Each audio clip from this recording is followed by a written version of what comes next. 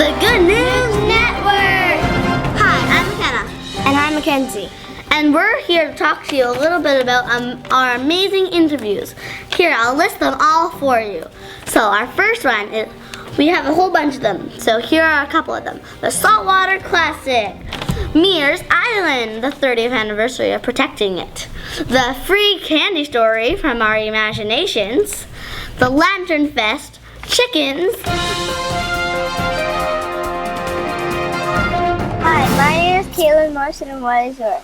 My name is Brendan Morrison. What made you the idea to do the Saltwater Classic? Well, the Tofino Saltwater Classic was an event that started in 2010, and the whole idea behind the Saltwater Classic was to raise money for local Tofino initiatives. And one of the biggest ones that we wanted to support was the Wickinnich Community School, and they were talking about implementing a hot lunch program so we could provide all the students in the school a hot lunch, and this would enable them to become healthier people. It would help increase their learning so they wouldn't get tired at school.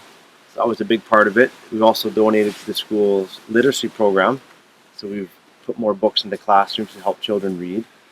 And there's other beneficiaries as well, such as Tofino Salmon Enhancement that we've put money into, Parks and Rec, the hospital, the fire department, the multiplex. There's a list of things that we've helped provide funding to.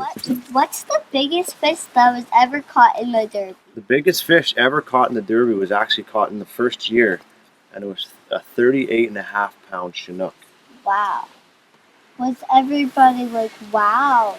Everybody was like, wow, they couldn't believe it. Like, you would think on a digital scale that the odds of having two fish weigh exactly the same from that huge ocean is pretty slim, but it happened. Is it a good thing to live in Tofino? I love Tofino. I've been coming to Tofino since I was a little boy, and I actually have pictures of my mom and dad hiking here on the rocks when I was in my mom's stomach. But I have memories of being on Mackenzie Beach, and we used to always come over and stay at on Mackenzie Beach and for the May long weekend. And Tofino's a place that I've fallen in love with over the years. To me, it's a magical place. There's very few places like this that exist in the world, and I just feel re-energized, rejuvenated. It's got so much to offer if you like the outdoors. There's boating, there's hiking, there's surfing, fishing. I mean, the opportunities are endless. Bear watching, whale watching. There's so much to do in the outdoors. What's your favorite thing to do in Tofino? My favorite thing to do in Tofino would probably be going out on the boat. One, I like fishing quite a bit, so that's a fun thing to do. But I also like to cruise around in the back of Clayoquot Sound and find different areas to anchor the boat and go out with the family and have barbecues and just enjoy the day. Take the paddle boards out there or the dinghy and sometimes go up to Cannery Bay, which is kind of a local secret spot with some warm water so you can go in and swim. So those are some of the things that I enjoy doing in Tofino. What's the nicest thing that someone's ever done to you in Tofino? Oh, that's a tough question because there's so many nice people here, and I have a neighbor who's very helpful. If there's he sometimes helps me by taking stinky garbage out, because you don't want to have stinky garbage in Tofino with the wildlife around, right? Thank you for your time, and this is Kaylin Morrison reporting from the Good News Network. This is how we calm ourselves before the interview. Reach for the sunshine, bring it down. Reach for the sunshine, bring it down. Hi, I'm Sai, and I'm here for the Good News Network. Position, quiet on the set. Lights, cameras, action! Is this live? We're filming? Yep. Hi, what is your name? My friends know me as Pete, but my mom calls me Peter. What's the best thing you've done in Tofino so far? The best thing I've done? Wow, that's a hard one to gauge. Like, your favorite, like personal. Personal thing? Yeah. Wow. I think the best thing I did all year and the biggest accomplishment was making it through the winter on a houseboat. What's the best thing you've done for someone lately? Lately? Yeah. Ooh, this is a tough one. Well, you see that village over there? Yes, Opitsit. Pitsit, yes. Well, quite recently, that's where I've been getting my clean drinking water. And so I go and get my clean water from there. And I decided that I wanted to make an offering to not only Lone Cone, the mountain, but to the community there. So I went to my farm and I got like 100 plant starters. And I transplanted them and I brought them in garbage cans in a boat. And I made some friends over there, and I got their old community garden up and running again, and I planted their greenhouse, and I plugged the earth full of food over there. Lots of tomatoes, lots of female flowering plants, and there's gonna be abundance over there. I think that's one of my biggest accomplishments recently that I'm proud of.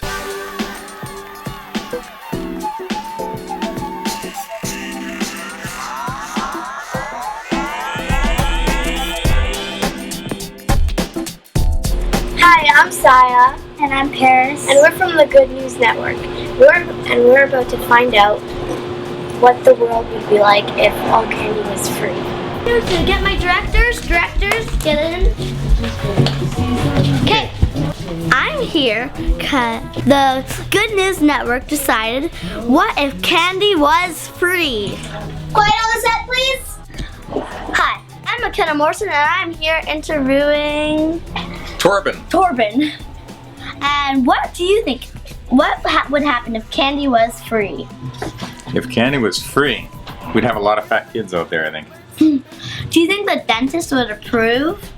I think so. What do you think about free candy? Free candies. Not a good idea. Really? I didn't think the dentist would. If he didn't approve, he'd probably be out of business. I think so too. Do you think candy makes the world a better place? Absolutely. Imagine the world without candy. Would you be happy? No. Would you, Mackenzie? No. I don't think anybody would. We have to have candy to survive. Yes. Yes, we do. It's a necessity. Well, thank you for your time, Turban. You're welcome. Anytime. This is McKenna reporting from the Good News Network, to you live from the candy store with Torben. Candy jar. Candy jar. Are you live? We're coming to you live from the candy jar with Torben. And cut! That was great, people! That Torben is cool. Too bad there's not going to be any more free candy. Well, anyways, moving on. We're going to do next The chicken story. Over to you, Annie. I'm Paris. I'm Annie. And we're with the Good News Network. And Tofino, what is the good news about chickens? Well, for me, the best news about chickens is that chickens sometimes have cute little babies called chicks. And there are some here that we can go look at. Okay, sounds like a good idea. Sounds like great news. Let's go look. Chickens.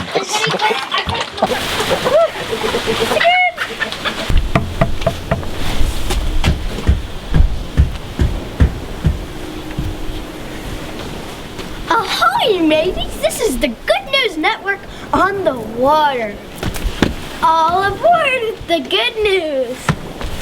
What was your latest good deed you've done to someone? Your latest good deed I've done to someone. Oh gosh. We made some friends and had them over and visited on our boat and helped them with some things on their boat. So it's a boating community. We try to help each other.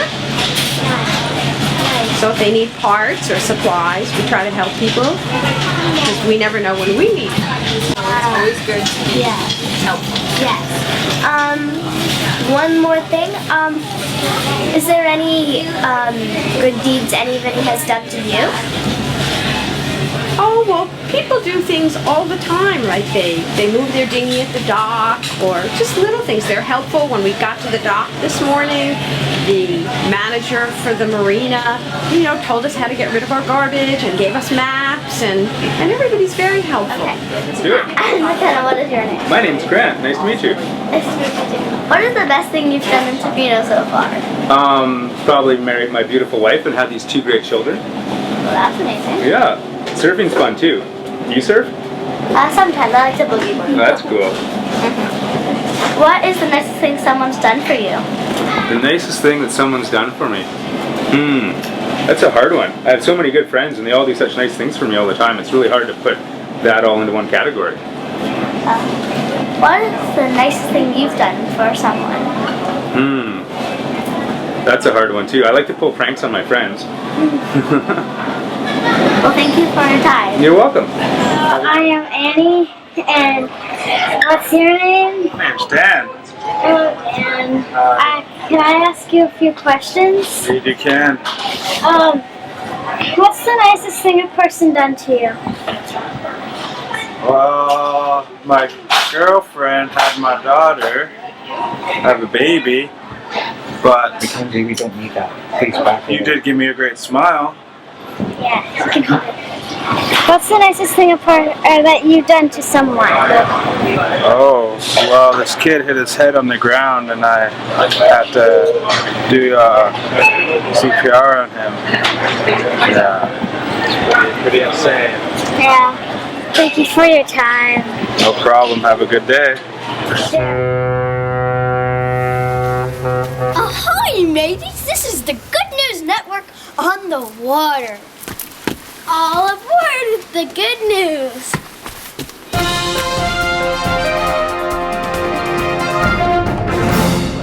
Dan Lewis! Here. Hi, I'm Jenna, and I'm reporting with the Good News Network. I'm here with Dan.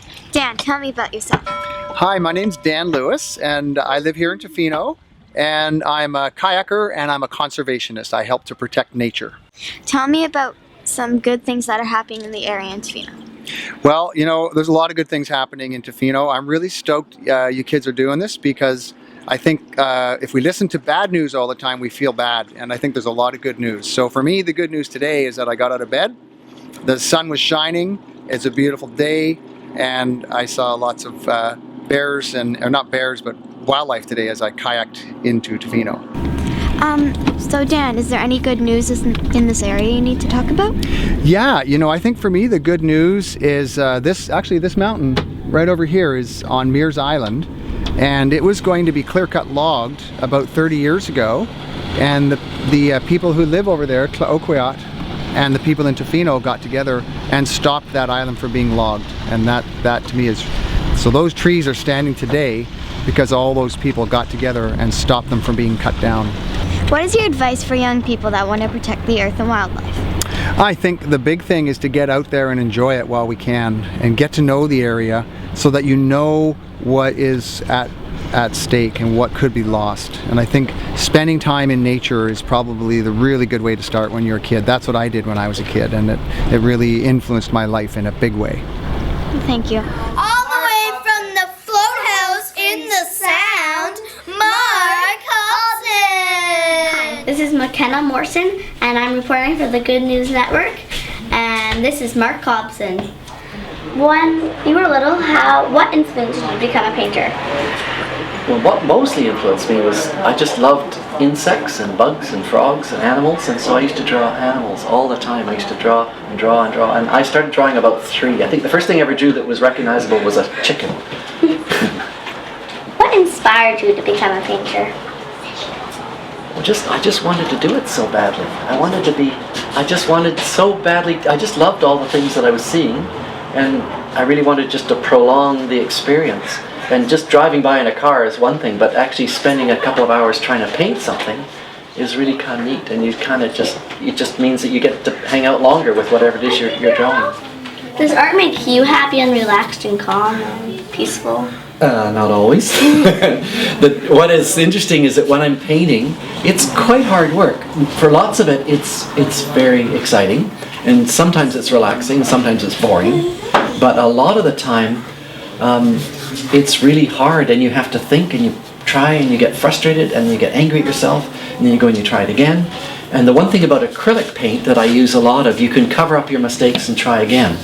And so what's kind of neat is that, sometimes it is, and then when you're done, it's interesting. When it's completely finished, there's a big relief. Oh, that feels so good. And you look at all the parts that worked, but your eye you always see the mistakes you made.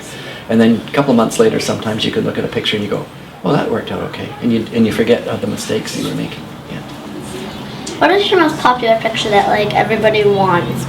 Well, I'll tell you what. Early on, when I started painting, I started painting whales underwater, and I made a print. The first print I did in color was 2 gray whales underwater, going through a kelp bed, and that print went all over the place. And I think more people have that picture than anybody else. And we made it quite inexpensive so that it traveled a lot. And I got well known for my whales underwater. So that's the one thing. If you look around, there's some underwater paintings, and not very many artists paint what it looks like underwater because it's quite hard to do, and not very many of them scuba dive. And so I do quite a bit of scuba diving, and so I paint underwater. I think that's probably what most people think is the most unique about my work. How long is your longest painting you've worked on for? The longest one, good question, the longest one. A lot of people know how long they take, but the longest one I ever worked on was the first big acrylic painting I ever did. And I think we have a picture of it somewhere in that card rack.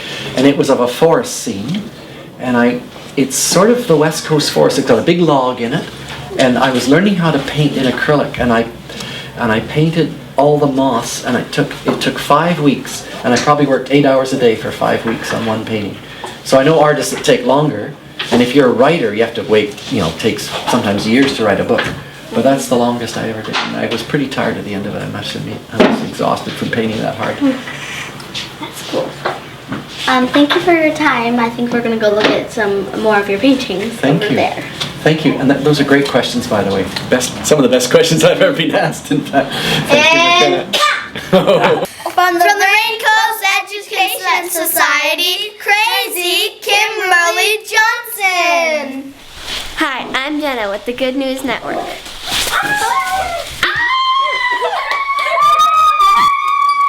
What's your name? My name is Kim. So Kim, what is Lantern Festival? Lantern Festival is a magical event where children come out from all over the place and they come to see the beautiful lanterns all over the gardens. Lantern Festival makes me feel a little bit crazy because there's so much tissue paper and glue and so many children always at one time making stuff, and they always need everything at the same time. But it also makes me feel joyful because it's so magical when people walk down the trails and they turn around the corner and they'll see a little shark or a big fish or beautiful people that are all illuminated by light. So it's a magical event. Kim, what is the good news about Lantern Festival? The good news about Lantern Festival is that for one night, the whole community gathers in one place, outside, under the stars, rain or shine, to look at lanterns and listen to music. There's kids in costumes. It's just a happy time. Nothing bad about it. Have you been working with the Lantern Festival since it started? No, I haven't. The Lantern Festival started by a brilliant woman and a brilliant man. Her name's Marion Syme, his name's Michael Talitsky, and they made the lanterns in their own house and stored them in their own basement. And now she's back again helping us with Lantern Festival this year, so we're so lucky to have her back. She started it 13 years ago and it's still going strong. And it's the Raincoast Education Society's biggest fundraiser. The good news with that is that it funds all of our programs to do throughout the year with all of the wonderful kids that come to make lanterns. How much money is it to get in through the doors? Kids are free! Yay! Thank you for your time. You're welcome, Jenna, anytime, and please come make a lantern.